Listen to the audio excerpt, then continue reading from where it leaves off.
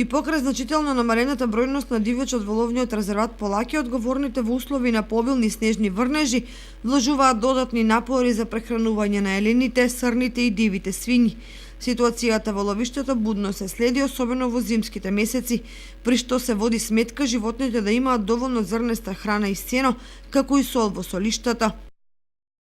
Уште летото имаме набавено доволно храна, сено и протеинска храна, односно пчека, воклип, јачмен и пченица.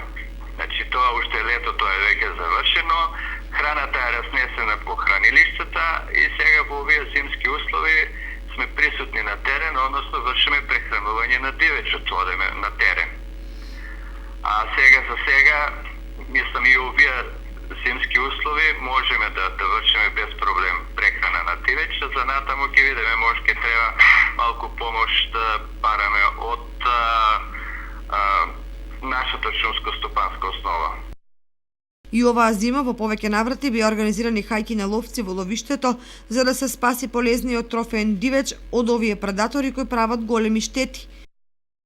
За жал не се успешни хајките, имаме неколку хајки организирано, ама не се откажуваме, значи уште ќе организираме хајки, ќе чекаме најверојатно малку да се подобри времето, а и проблем имаме со тоа што оваа година ловната сезона е малку продужена, односно се дадени и саботите како ловни денови, па не можеме да ги ангажираме ловджиите за да може да за хајки во забранетиот дел на ловиштето.